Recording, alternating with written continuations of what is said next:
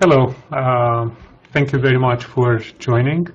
My name is Daniel Irimia. I'm webcasting from Boston, from Massachusetts General Hospital, and I'll be talking today about cells, and in particular about cells that move and why they move and why is that important. And if you have been listening to other talks, you realize that these talks are mostly either talking about patient from the perspective of the doctors and dealing with patient and imaging of the organs and how the metastases form, or the other large majority of the talks are on the other end of the spectrum, talking about proteins and genes, and these are more molecular biology oriented. In the middle, bridging these two sides are the cells and the organelles. They are the reason why the metastases form, and they are the starting point for studying proteins and genes. And when we talk about cancer cells in particular, there are a number of properties that everyone agrees that these cells have, and they are outlined in various reviews. One of the reference reviews for this is from year 2000 and more recently updated. If you look at these properties, you see that many have to do with the growth of the cells, with angiogenesis, with the immune response. But if you think about the practical endpoint, 99% of the death in cancer are due to metastases. So the cancer cells that are in the primary tumor, when it forms, they have somehow to reach distant tissues. And that's where the tissue invasion and metastasis properties come in. And this is what I think is probably the most important feature of the cancer cells. Because if we could, let's say, by some means stop the invasion of the cancer cells and stop the metastasis, all the other 7 properties that these cells would all converge to formation of a benign tumor that grows and we can excise. All the trouble starts with the cells moving away from the tumor, forming metastases at distant sites. So that's what we started to investigate. Now, just to make sure that we are on the same line, I will first ask you to see how many of you have seen cancer cells moving before. And I'll pose this question as a poll, and you'll answer, and in a few slides we'll see what the results are. Okay, so talking about cell migration, most of the time we talk about what is called chemotaxis. So if you have a cell at point A and you have a source of a chemoattractant at point B that diffuses in the environment, and the cell at point A is responding to these chemicals, the cell is going to move from point A to point B, and that's what we call chemotaxis. The other thing I want to put into perspective is how fast the cells are moving compared to human activities that you see in the center of the slides. Human walking, running, that's about 1 meter per second, and then to the right of that we have other modes of transportation, the automobile, the airplane, that's about 1 or 2 orders of magnitude faster, and then at the extreme we have the speed of light.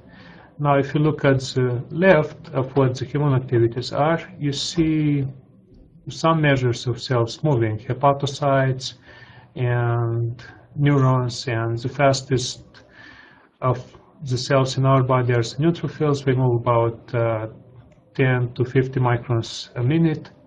And you see that speed is at least 5 orders magnitude below what human eye is used to seeing.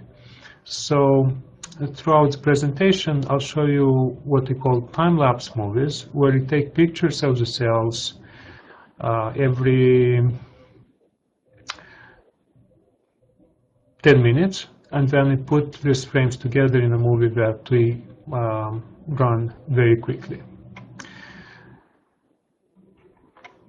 And the last thing that is important is the tools that we use for studying cell migration. And I see that many of you have seen moving cells, and here are some of the tools that you are probably familiar with. All these tools you see here is a description and the picture and the year when this assay was initially developed. And if you look at the wound healing assay, where you put cells in a monolayer and you scratch the surface, and you look at how quickly the cells are closing the wound, that is from 1940s. It has almost 70 years old assay. Another one that is commonly used is what is called transfer assay, where you put the cells on one side of a membrane, you put a chemoattractant on the other side, and then you wait, and then after 24 hours or 2 days or more, you count how many cells made it to the other side of the membrane.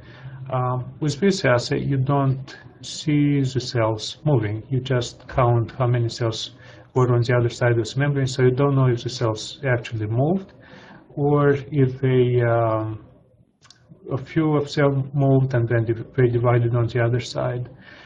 With the wound healing, the problem is you see the cells, but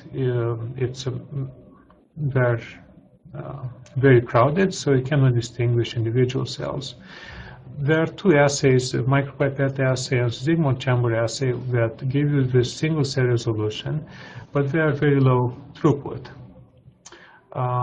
So these are the main tools. Now, in the past 10 years, new technologies emerged, led by microfluidic technologies, that allow us to look at cell migration more precisely. And there are several technical problems that these microfluidic devices solve. One is they can make gradients that are more stable by combining fluids of different concentrations. So the gradients can be stable for hours and days. You can switch between gradients very quickly. You can invert the direction of the gradient. You can make gradients of various shapes, linear gradients and radial gradients. Now,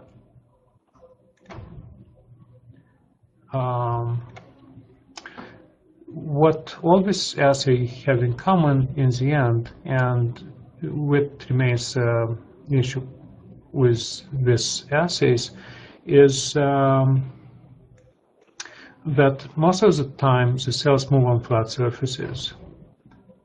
So for those of you, 1/3 of you who said you've seen cancer cells moving, this movie is probably familiar. It shows cell line MDA-MDB231 cancer cells moving on a flat surface. There is a chemotactic gradient of growth factor that is at higher concentration at the bottom of the image. And if you track all these cells, if you have enough resolution and don't lose the cell that you are tracking, you get a picture like the one shown on the right, where you have the trajectory of the cells that are very convoluted. The cells change speed quite often, they change direction very often. So if you look at this as an engineer, this represents a problem. So, because if you have to analyze this, it's a very noisy information that you have to deal with. So, with all the advances in microfluidics, we still face a problem of noise. Even if we made the gradient perfectly stable, even if we control the environment, that's a problem. So that's where our work started a couple of years ago. And the way we approached the problem was by thinking, well, in the body, cells in general, not only cancer cells, but all the other cells that move, don't move on flat surfaces. Most of the time, they migrate through tissue, which is not a homogeneous environment, but it's most of the time very heterogeneous, and there are preferential pathways that the cells can take.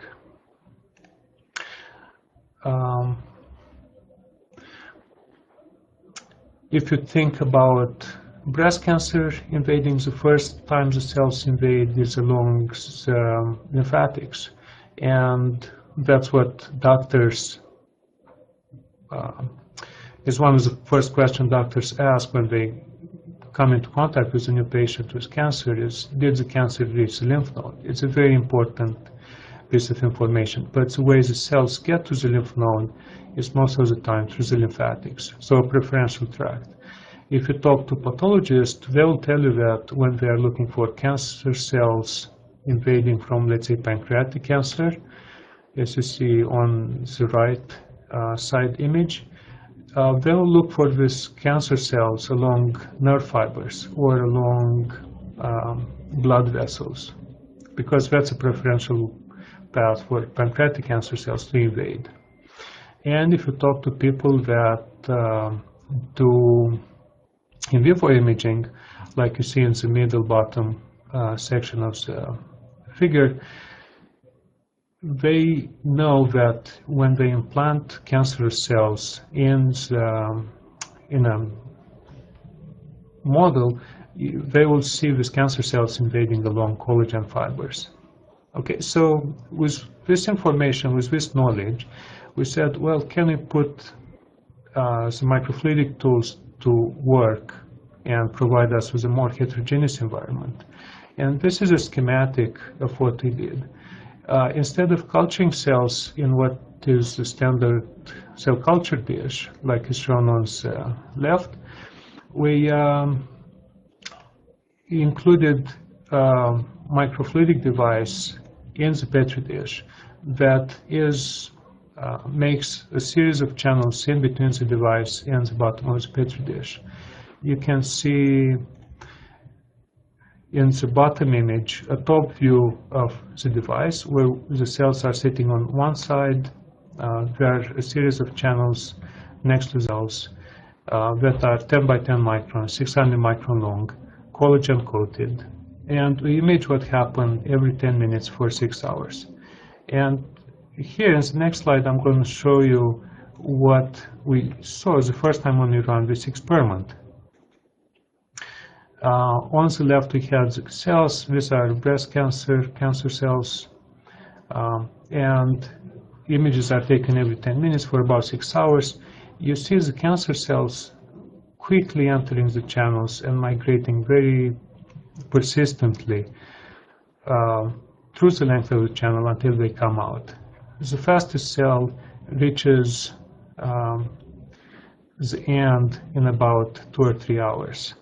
So this is really fast and persistent. And these are the same cells that you've seen earlier in the previous movie. So for those of you who are more mathematically inclined, I have this poll where I'm asking you to estimate how long it will take this cell, if it's moving at 200 microns an hour, to go about 10 centimeters, which is the distance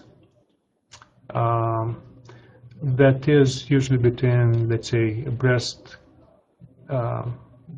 cancer tumor and the lymph node. So that's about 4 inches. You don't have to calculate very precisely, but I think your intuition is right.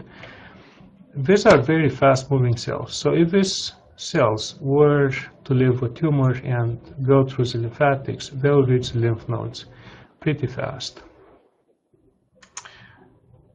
Yes. Well, I can see many of you say that it's 2 days. Yeah, that's a little bit fast. It's more about 3 weeks, which in terms of cancer evolution, it's a very fast, very aggressive evolution. So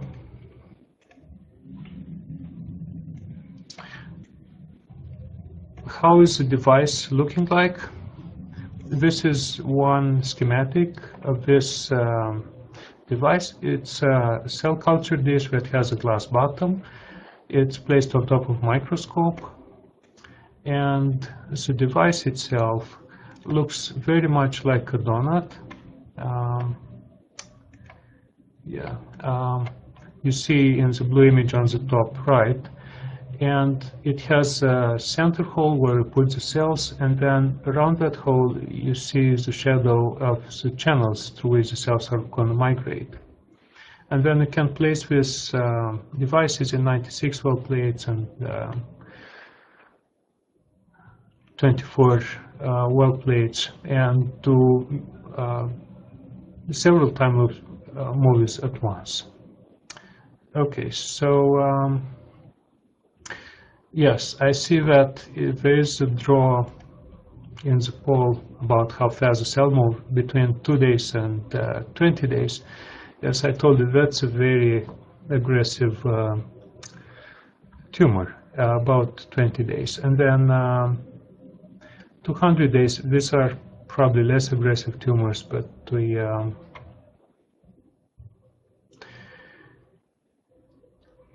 don't.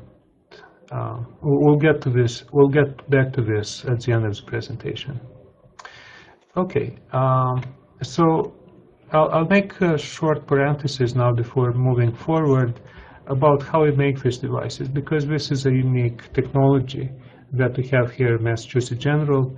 It's a technology, it's a clean room environment, it's technology borrowed from the electronic industry, and the way it works is shown in this picture. We start with a silicon wafer on which we coat a thin layer of photoresist. We expose this photoresist through UV light, through a photomask, and then we develop, like you do with any photography techniques, and we end up with a series of structures on top of the silicon wafer that you see in the lower left corner. And these structures can be down to micron size. Yes, I have my pointer back. So these are the structures on top of silicon wafers that can be controlled both in width and in height. And we use this to mold a silicone material. An elastomeric material is a silicone, is the same that is being used in prosthesis in patients, is biocompatible. It's the same silicone that you use in the kitchen work and as a sealant that you can buy from hardware store. So we prepare this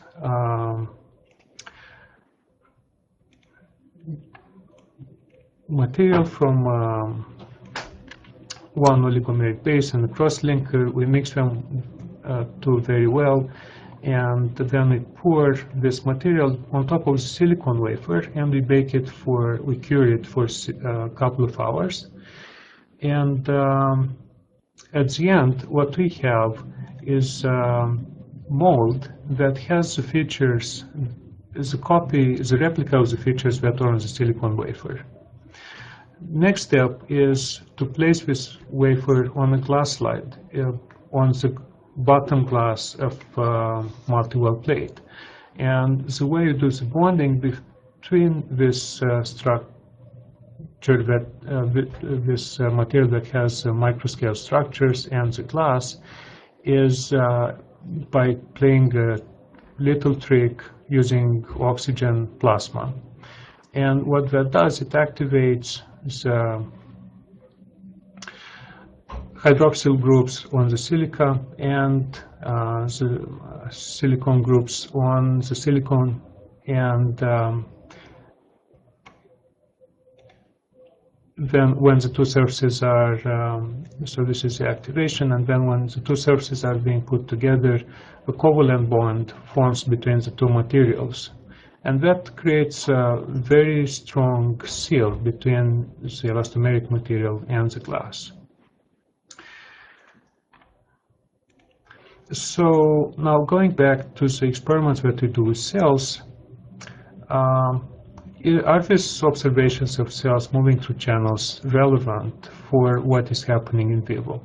And here is one experiment that we did in parallel using our devices and an animal model. And we have one cell line, MDAMB231 cells, breast cancer cell lines that were transfected with hairpin that inhibits MYC, one of the genes controlling metabolism. And in the left, on the left, here you can see the difference that we measured with our device between the cells that move between the two cell lines. In the movie, you can see how the cancer cells invade through these channels, through the gel. Initially, they go as collective migration, but after about 24 hours, some of the cells break away and invade faster. It's pretty much along the lines of how we think tumors invade and what people doing animal models of tumors have seen.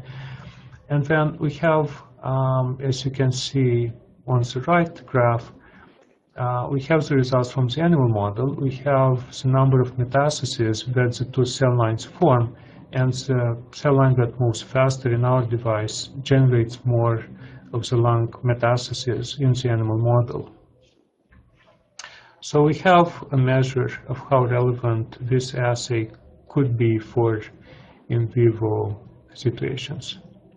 Other interesting things that emerged from our study is that there is an optimal size for the channels that makes the cell move better. And that optimal size is for channels that are about 100 microns squared, so 10 by 10 microns, or the same size of a lymphatic or same size of a venule capillary. Interestingly enough, if you go to larger size of the channel, you see that the cells don't migrate that effectively. And if you look at the movie shown below, you can see how these cells wander inside the middle of the channel and they lose the persistence of migration. On the other hand, if you make the channel smaller than the 10 by 10 cross-section, then the cells have a hard time going through the channels. One of you is asking, is this the optimal? Is there an optimal channel size that is dependent on the cell line? And the answer is yes. There are cells that are much smaller in size, cancer cell lines, that would go better through smaller channels, and there are larger cancer cells that would move better through larger channels.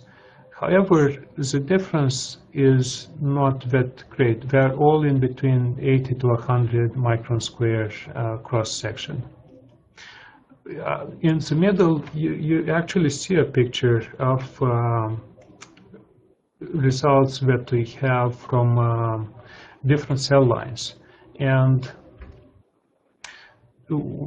it's probably difficult to read, but on the x-axis we have different cell lines, starting from the lung at the left and the colon cancer cell line on the right.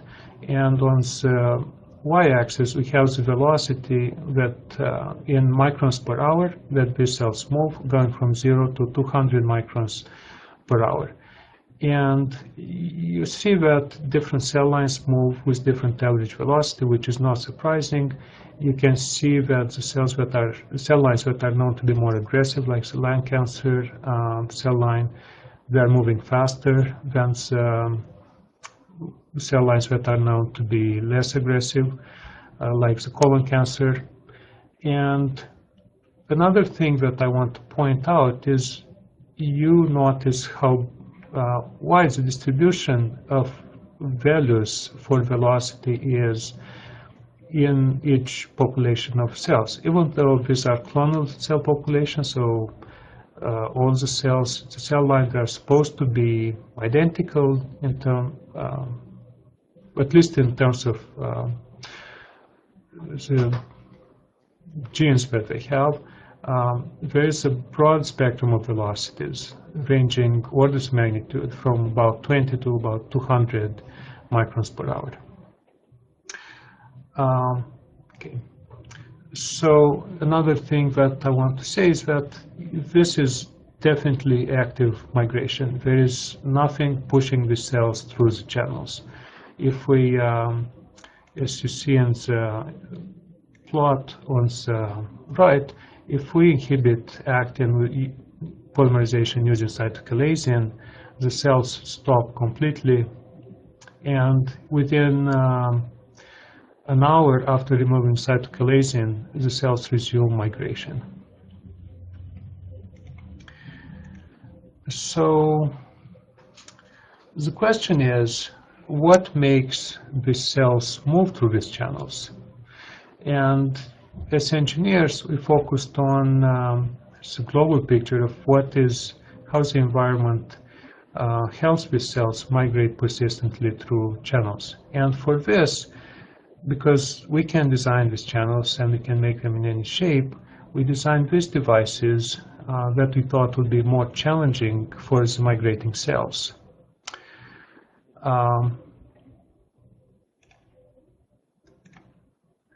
So if you look on the left side of the image, you see the maze that we made, connecting the cell compartment to the outer compartment. There are several bifurcations along the way where the cells will have to make decisions. On the right side, you see the picture of the entire device. The cells are placed in the middle in the cell compartment. They go to the bottom, they adhere to the glass, but then the only way for them to get out of this device is through this array of mazes that is on the side. There are 16 mazes that they can take on the way out. And I have a question for you, which is if a cell makes random decision and there are 4 bifurcation points in this maze, what do you think in terms of how many of 100 cells would eventually reach the exit if they are making random decisions? Okay, so the first bifurcation, half of the cells would go to a dead end, half of the cells would go forward.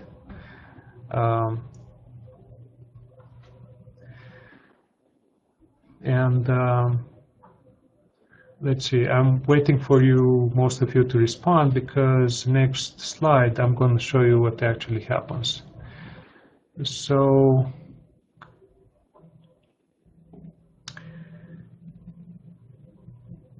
in the movie that I'm going to show you is going to be one cell that is a PC9 lung cancer cell that is transfected as a GFP marker that is just for better visibility of the cell.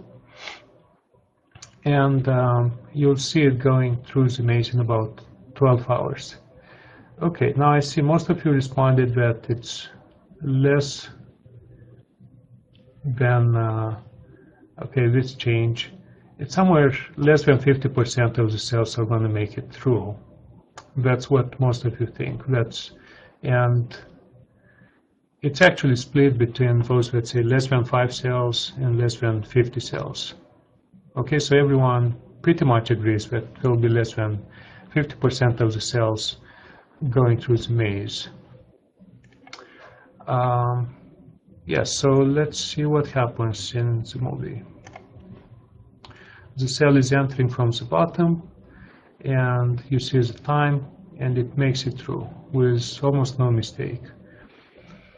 And if you look on the right, we tested, this is the same cell going through again and again. But you see the statistics for a larger number of cells on the right side of the slide. And you see that different cell lines go with different efficiency through the maze, but overall, what is shown in red, more than 50% of the cells, this would be the 50% threshold, most of the cells go through the maze more than 50%. So they're not going through this maze by chance. They are making some decisions. And this is surprising because if you look at the device, this device is sitting at the bottom of a petri dish, and there is no gradient that we impose from the outside. We gave the cells absolutely no cue on how to go out. And the cells, they don't have the high-level view that we have of the maze. They just enter the maze and they guide their migration through. So for us as engineers, the challenge was, well, how is this possible?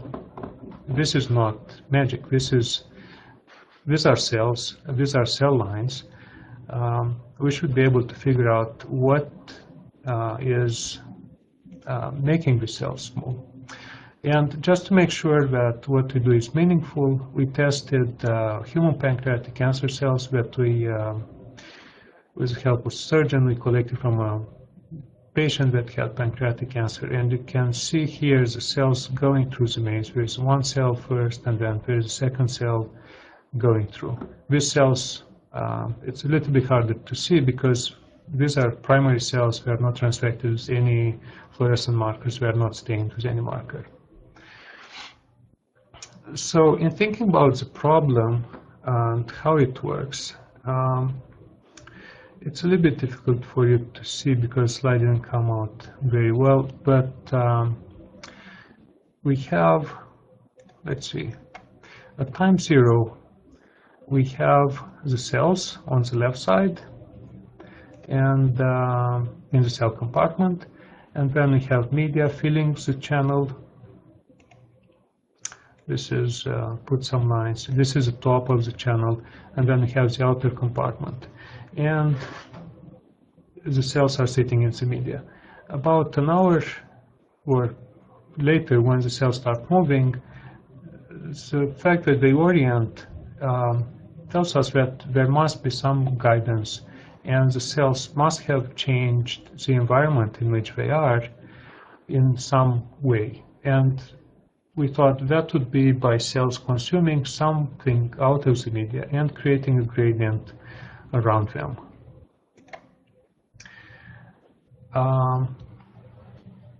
So what could that thing be? So we started, as you see in the image on the right, we started some calculations. And we said, well, can it be oxygen? Oxygen is being consumed by all the cells quite a lot, but then it diffuses through the media very fast. And the gradient that forms around cells in the device through the channels is very, very shallow. It's below 0.01%. So it's very unlikely that the cells follow an oxygen gradient to migrate through these channels. We then thought maybe it's a glucose or glutamine because These are a little bit larger molecules, they diffuse slightly slower, and the cells consume quite a lot of glucose and glutamine, in particular glutamine, the cancer cells. And our calculations show that a gradient of maybe 0.1% will form between the central compartment where the cells are and the outside of the device through the channels. And then that we pursue this idea, but cells are not really responding to gradients in glutamine, even if a gradient of 10% is presented. So that's not the answer. What turns out to be the answer is epidermal growth factor, EGF, which is present in the media at nanomolar concentration. It is being uptaken by the cancer cells through the receptors, and it is known to stimulate directional migration of cancer cell epithelial cells in general when it's in the gradient. So we had these three conditions coming together, EGF being internalized by epithelial cells, EGF gradients being able to direct cancer cell migration, and EGF being present in the plasma with concentrations that are such that when the cells in the channel uptake EGF, there is limited diffusion of EGF towards the cell. And because of that, a depletion zone of EGF forms around the cell, and the gradient that is larger than, by our calculations, and then larger than about 5% at 1 hour. So that is what he said, okay, that is what is guiding the cells through channels. Now, how do we show that? All these calculations are fine, the engineers may be happy with those, but what other proof that we have that EGF can be a guiding factor for the cells through channels, and that the self-generated gradient is guiding the cells. So for this, we simplified the maze a little bit. We made a bifurcation channel, and you see here again the green fluorescently tagged PC9 cell going from the cell compartment at the bottom to the outer compartment. And on the picture, you see the time at which these pictures are being taken. And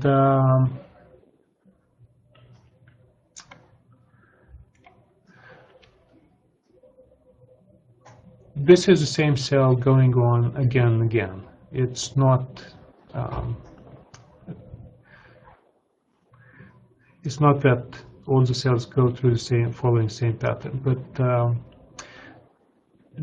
basically, if we look at how many of the cells orient to go as the right way out and avoid the dead end, we see a dependence with EGF concentration, which is very interesting because it's a bell-shaped, and there's an optimal concentration of EGF that is different for different cell lines. For MDA cells, it's about 0.1 nanograms, which is the equivalent to 5% FBS in the media.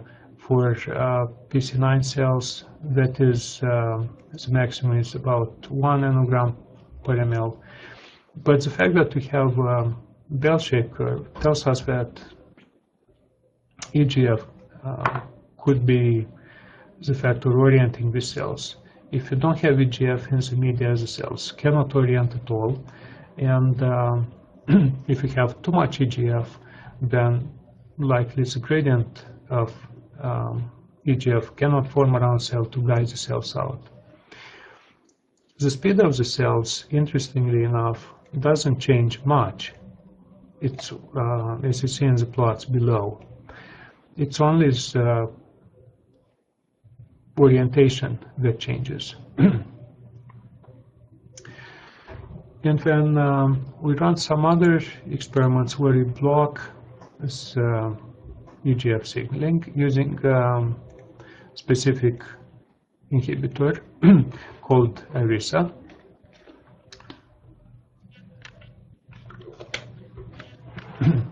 And as you can see, with very increasing concentration of Irisa in the x-axis, the ratio of cells that takes the right path through the bifurcation is decreasing for the cells that are sensitive, like the MDA cells shown in black, with concentration above 0.02 micromolar of Irisa, they start losing directionality, whereas the PC9 cells that are used that have mutation that makes them insensitive to this Irisa, they continue to move with good orientation, even in the presence of large concentrations of the inhibitor. And then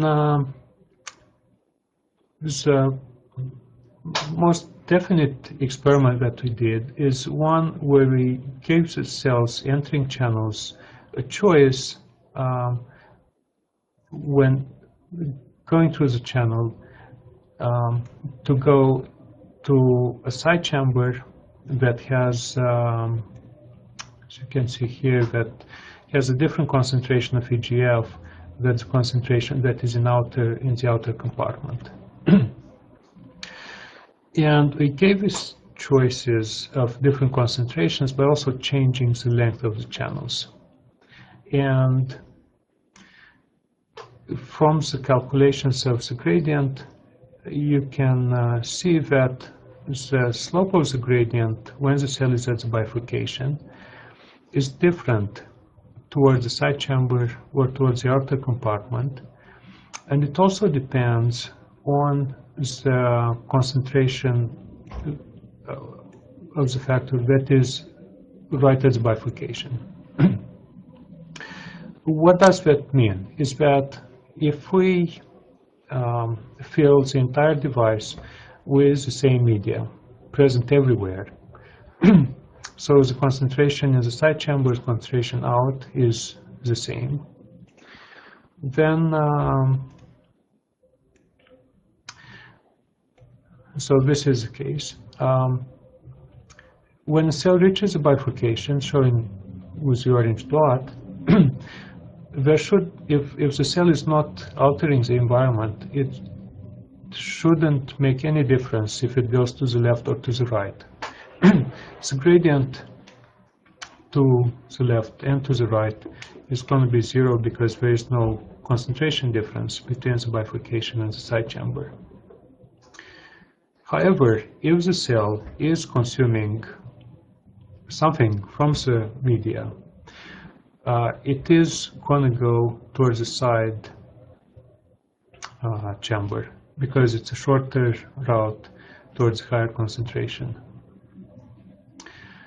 And depending on how we change the concentration of different factors in the media, we can get different answers. So for example, if we change the concentration of EGF, then the cells are going to go towards the side with higher EGF concentration. If we have the same concentration of EGF, but the cell is not consuming the EGF, we will see an equal split of the cells going towards the outer compartment towards the side chamber. I'll be happy to answer more questions if you have about this system that we used. The control for this experiment is obviously one where compartments, the side chamber and the outer compartment have equal length channels, where the only thing that would matter for the decision of the cell is going to be the concentration ratio between the two. And when we tested this system with both 1:1 length ratio and 3:1 length ratio for various cell lines, we the decision-making of the cell at bifurcation was in agreement with our predictions. whenever we had the same concentration in side chambers and the outer compartment and shorter channels towards the side chamber, the cells chose to go towards the side chamber. Whenever we had, and even more, even when we had half of the EGF concentration in the side chamber, compared to what was in the outer compartment, the cells turned towards the side chamber more often than they did go to the outer compartment. And that is possible only when the cells are actively consuming EGF, and the concentration of EGF in front of the cell when it reaches the bifurcation is less than a quarter of what is concentration outside. Okay, we tested also other mechanisms that could guide the cells and excluded them in a series of experiments that I'll walk you very quickly through. So in the top panel you see a system where you have log channels that are straight, followed by, at the end, by very narrow channels through which the cells cannot squeeze. And what we observed was that the cancer cells entering these log channels, they went all the way to the end, and they stayed there. They didn't turn back.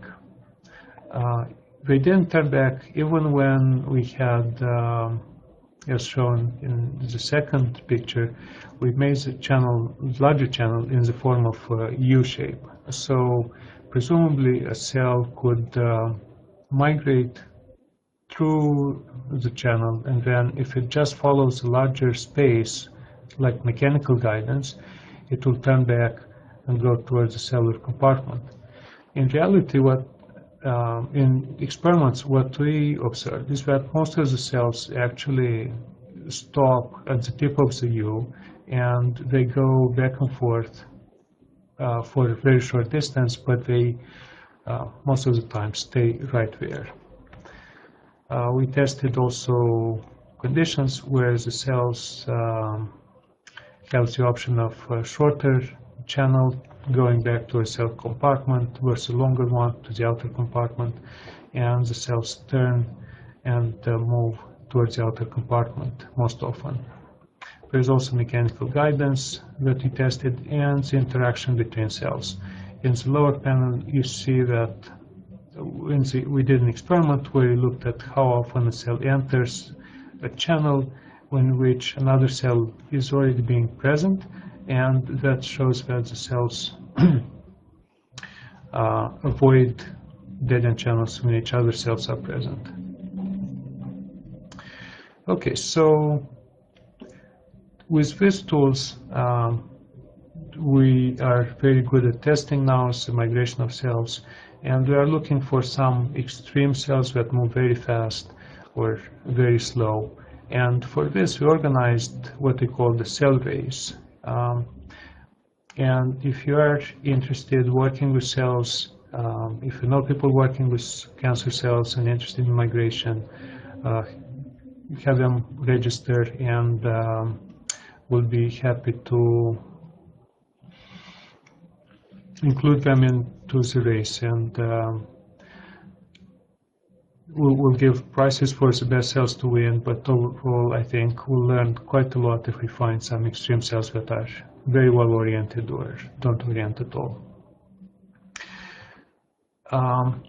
For the last 10 minutes of my talk, I want to bring up one more level of detail for the migration of these cancer cells. So you remember early on in the presentation I told you that when we looked at different cell lines, we've seen quite a broad range of velocities for these cells. And the question was, why? In a clonal population you would have so much difference between cells that move slow and cells that move fast. And this is true for all the cell lines that we tested. There is a broad range. So one of the hypotheses that we have was, well, Maybe the internal organization of the cell is responsible for how the cells move.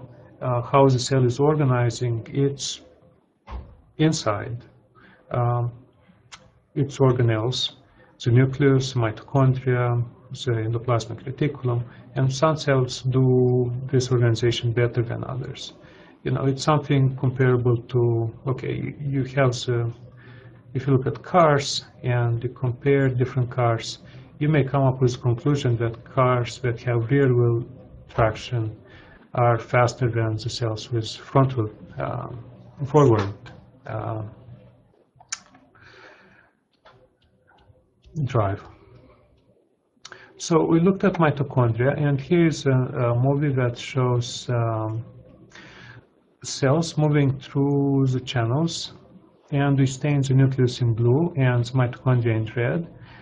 And we did this in order to quantify precisely the ratio between the position of the mitochondria inside the cell.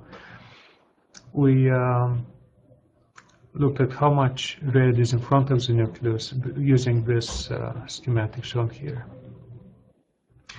And what we found was that indeed cancer, and this is true for different cell lines and for different channels at different sizes, the cells that have mitochondria at the front, shown in blue, represented in the blue bar, they always move faster and more of the cells than the rest of the population. So having the mitochondria at the front seems to be giving the cells some advantage in terms of how fast they can move through channels.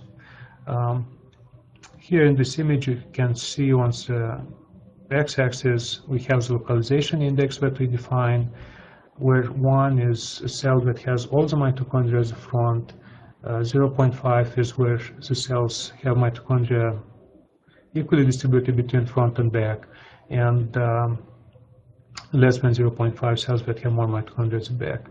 And on the y-axis you have the average velocity in one plot, and we have the persistence in the other plot. And you can see that the cells that have mitochondria at the front, they are these cells. They are both more persistent and moving faster than the rest of the cells. In larger channels, this dependence between where the mitochondria is localized and the speed and persistence is lost. So we ran these experiments to see if that is a characteristic of the cell, or is just a random thing that cells that manage to organize their mitochondria better at the front of the cell before entering the channel are better of movement. And it appears that, so we run this experiment where we have alternative narrow channels and large channels, and the cells, when they get into the large channel, they have the option of reshuffling the mitochondria, and then they go to a narrow channel where they can go more efficiently if they have the mitochondria at the front, as you see in this movie, or less efficiently if they have mitochondria at the back. And then we studied for different cell lines what is the difference in velocity going through these corrugated, variegated channels between cells that have mitochondria at the front and cells that have mitochondria at the back. And it's again obvious that the cells with mitochondria at the front, pointed by the red arrow, they move faster and more efficiently through these channels than the cells with mitochondria at the back.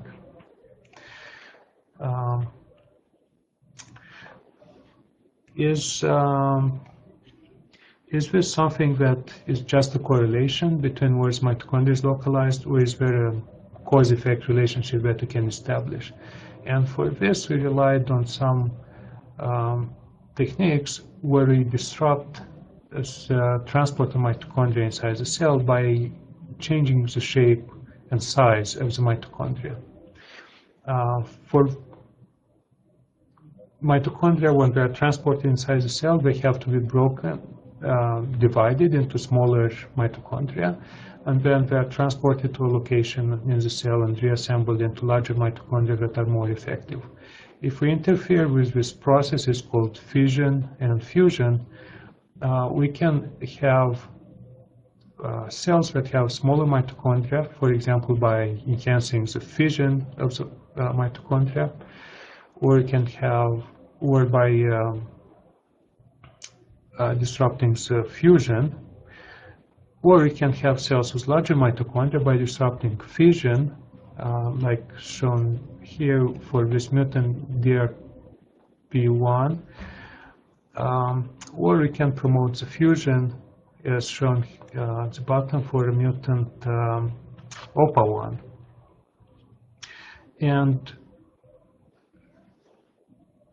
when we did these mutations where we promote or inhibit each of these, we verified first that yes, mitochondria are larger if we disrupt fusion or we promote fusion, and then we tested how well the cells migrate to channels. And on the left, you see some movies of how the cells move through channels, and on the right, you see the population averages. So for the cells shown in black that have a disruption in the ability of the mitochondria to break apart, these cells move at an average lower speed and less persistence than the cells of the wild type. And then again, if we promote the fusion and make all the mitochondria in the cell large, we see the same effect with the cells moving slower and less persistent. And in control experiments, we verified that the ability of the cells, mitochondria, to produce ATP is being preserved throughout this manipulation. And you can read more about this study in our biophysical journal paper published last year. I want to end with this slide that summarizes all the learnings that we have from looking at the migration of cells, in particular the localization of mitochondria. So we have a system where you can make very precise measurements of cell motility. These measurements are relevant for in vivo.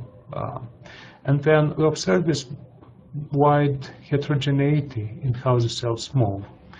And we can segregate the motility phenotype of the moving cells based on mitochondrial localization.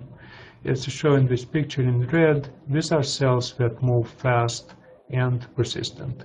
And then they have mitochondria at the front. And then we see on the other end of the spectrum, cells that have mitochondria at the back, they are moving slow and less persistent. So this tells us that it is possible, we don't know how, but it is possible that if we interfere with the cells, we will be able to make them move slower and less persistent. And this difference could be by an order of magnitude. The cells that move fast and persistent, let's say average speed 60 microns an hour with a persistence 0.8, they will need about 125 days to reach 15 centimeters to a lymph node. While in the same cell line, in the clonal population, cells that have mitochondria at the back, they would need 10 times more to reach the same distance. 20 microns an hour average velocity, 0.25 persistence. That makes about 1,200 days. And this order of magnitude difference is one that is meaningful in cancer. If let's say in theory, if this migration is relevant to the metastasis of cancer, you may have a difference between 3 months to some event and 3 years. And that's a meaningful difference for any cancer patient. With this, I'll conclude. I have to thank several people that worked with me on this project over time. Dr. Salil Desai, Dr. Yan Wang, Kali Sherber, Dr. Mena Toner, director of our center, a number of collaborators from the Cancer Center, and this research was enabled by funding from the NIH. And I'll be happy to take questions. It looks like we ran out of time, but I'll stay here and try to answer as many questions I can in the following 10-15 minutes. If you have more questions, you can always email me, and if you are interested in this kind of research, you can go online and sign up for the World Cell Race. Okay, so let's go through the questions. What image tool are you using takes the cell video? All these images are being taken on an automated microscope that has a motorized stage, and it has a camera that has the ability to take time-lapse images. So you can do this today with modern equipment pretty much on any microscope. You need to have an incubator on the stage to keep the cell at 37 degrees Celsius, otherwise their migration is not going to be happening. Did we test the cell's maze with bacteria? No, we didn't. We are interested in doing that, so you can send me an email and we can work something together. If you understand the principles, any cell, eukaryotic, prokaryotic, that does 3 things: uptake something from the media at a high enough rate to create a diffusion gradient around it, and then be able to respond to this gradient. If all these 3 conditions are checked, then that cell is going to migrate the same way. It's going to figure out a way through a maze. Do all cells take the same path? And how about having 2 or 3 open outlets? No, cells still have quite a lot of variability between them, even in the decision making. And that's why, for example, when you run the best oriented cell that we have, what about 70% orientation, it means 70 cells go on a certain path and 30 make random decisions, or they make a random decision at one point. So no, not all the cells take the same path. If we had 3 or 4 outlets, you will have the cells reaching out through all of those outlets. Do you have any data about the role of EGF uptake during migration for the human liver tumor cells? No, we didn't test any liver cells yet, but we'll be happy to. So sign up for our race and we'll be able to test this. Can these experiments be modified to include the population of unsensitized and sensitized immune cells to study the immune interaction, I guess? Yes, definitely. We are working on different projects where we look at interaction between cells in this environment, because it's something that we can do. We can track individual cells with different phenotypes, with different origins, and look at the interaction between cells and quantify these interactions. Cancer cells have very disoriented cytoskeletal assemblies, hence very irregular shape. How do they manage to migrate so aptly? Well, that's a question for the molecular biologists. We'll be happy to work with you on figuring out that answer. What I think is happening is, yes, cells have disorganized cytoskeleton when they're on a flat surface. But what's confinement to a channel does, it forces a cell to organize in a much better. And that seems to be, that could be the explanation for the persistent movement that the cell can undertake for hours and hours. Does cellular polarity have anything to do with specific patterns? Have you looked at proteins involved in cellular polarity? No, we didn't test it yet. The most that we did looking inside the cell was to look at location of mitochondria so far. Is the mitochondria,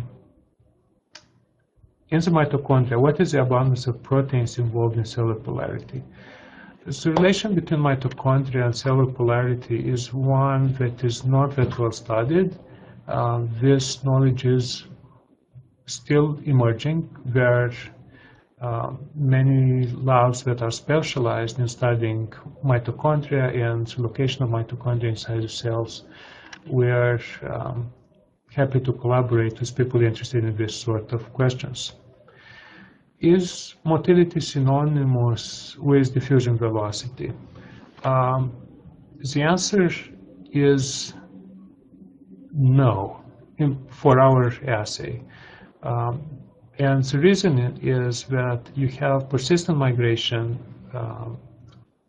Let's say for a channel that is 600 micron long, you have persistent migration. I'll try to go back to the movie. You have very persistent migration for a long time, and because of that, this doesn't fit the equations of diffusion. So no, the answer is no. Motility is different than diffusion velocity. Last question, did you alter the surface receptors and observe the change in the pattern velocity? Yes. If you look, if you read our paper in integrative biology in, let me see where those results are. In 2010, nope, not this one.